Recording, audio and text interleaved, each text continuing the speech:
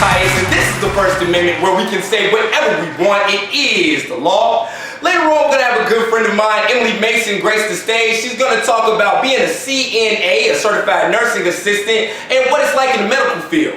We'll have my top Facebook, Twitter, and Instagram post of the week, as well as much more. But first, in recent news, Specialist Ivan Lopez used his own .45 caliber handgun and killed 3 soldiers, wounding 16 on Wednesday at Fort Hood before taking his own life. He was being evaluated for post-traumatic stress, and he had gotten into a verbal altercation with other soldiers on the base before the shooting. This tragedy follows another shooting at the same fort in 2009 that killed 16 soldiers. TSA worker Eddie Pelagio jumps in front of a train onto electrified tracks in order to save a fallen woman. Apparently, Pelagio heard someone screaming, she fell, and instantly reacted, jumping onto the tracks wearing his bright orange Illini sweater. He says that he thought the Illini sweater would get the attention of the train conductor. He began waving his arms, and onlookers were able to help the woman off of the tracks before it was too late, despite the fact that she fell twice. Mr. Pelagio feels like he's no hero for the actions that he's done. The people of Chicago feel otherwise. Music industry icon Chris Brown may be facing felony assault charges and possible prison time in DC courts. Prosecutors feel that they have new evidence that could lead to the fact that the man Chris Brown assaulted outside of a DC hotel may have had injuries bad enough for him to go to the hospital, which would make the incident a felony. Chris Brown's lawyer plans to get the case dismissed, stating the fact that the prosecutors misused the grand jury system. Chris Brown is set to stand trial April 17th. Quasi Inning, a 17-year-old African-American student at William Floyd High School in New York, not only has an academic test score in the top 1% of students, competes as a shot putter on his track team, and even plays the viola in the orchestra, he was accepted into all 8 Ivy League colleges. All 8 Ivy League colleges. Brown, Columbia, Cornell, Dearborn, Harvard, Princeton, Yale, and the University of Pennsylvania.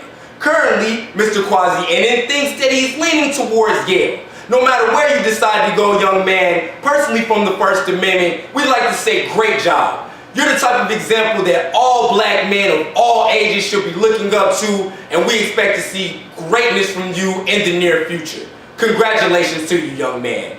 Jeb Bush to possibly run for president? Yeah, Jeb Bush. George Bush Sr.'s son, George Bush Jr.'s brother, Jeb Bush. Allegedly, he says that he would run against the style of politics that characterizes recent Republican nominating contests. Translation. This means he'll probably run more like Obama did. Seek out young people, social media, different things along these lines. He also claims that we, Republicans, need to elect candidates who have a vision bigger and broader, and candidates that are organized around winning elections and not making points. Translations. This means if he does decide to run, be on the lookout for him saying anything to the people that will win the election, because we all know that they could possibly switch up later. He also says, I'm not being critical of my party, but campaigns themselves are reflective of this new America. I wonder which new America Mr. Jeb Bush is referring to. Is he referring to the new America where minorities actually get out to the polls? Is he referring to the new America where young people make their voice heard? We're not sure. Barbara Bush, former First Lady, said herself that the country does not need another Bush in office. Well, I guess here at the First Amendment, the best we can say is we would not agree with you more. And that's going to do it for the first half in the current news. Stay tuned, we'll be right back with Emily Mason. She's going to talk what life is like in the medical field. Once again, I'm your host. This is the First Amendment. Stay tuned, we'll be right back.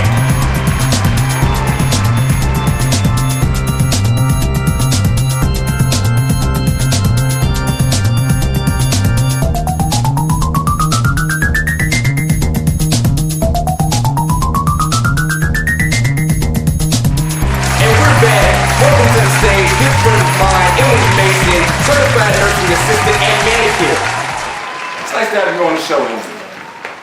All right, so tell the people a little bit about yourself, how you started in nursing, and your passion for it. My name is Emily Mason. I'm a certified nursing assistant at Medicare of Elk Grove, and I've been a nurse for 3 years now. All right, so what made you want to be a nurse? Anything specific in life, or is that just the way you thought you wanted to go? I actually just became a nurse because it just was natural to me. It was just a natural trait, and my parents involved me more to become one. Okay, I'm sure that took a lot of dedication, a lot of time, a lot of education in order to become a nursing assistant. What type of certifications did you have to get, or do you have, in order to get to the position that you're in? It took me 12 weeks to get to the certification that I want to achieve with the certified nursing assistant, and right now I'm still accomplishing to progress my nursing degree, so I'm working on my phlebotomy. Okay, and is being a CNA as far as you'd like to go, or do you see yourself going farther? How far do you see yourself going in the medical field? I see myself going far. I see myself as being a doctor, and that's my goal. Wow, it's a lot of work. So we're almost out of time, but taking on that much work, is there any advice you can give the young women, young African-American women out there who are in college or maybe going to HBCUs, pushing towards becoming nurses? Is there any guidance that you might be able to give them? I can always tell when someone is trying to accomplish their goal, and the main thing is to stay motivated, read, and always look out for help. And yeah, it's always someone that's help out.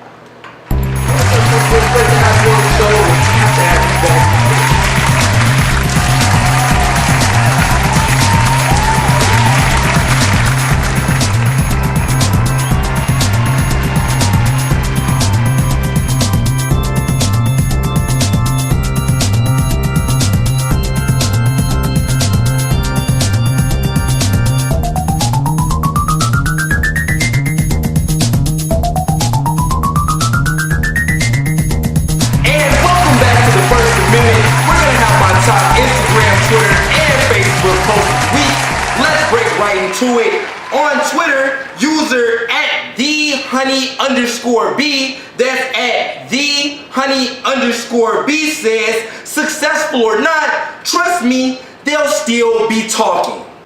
On Instagram, Letty_Marie_style_you says, when a woman says do whatever you want, trust me, do not do whatever you want.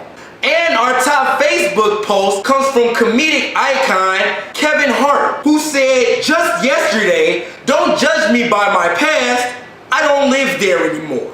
I always like to close out with a post from one of my favorite black activists, and this week's quote comes from Malcolm X, who says, a man who stands for nothing will fall for anything.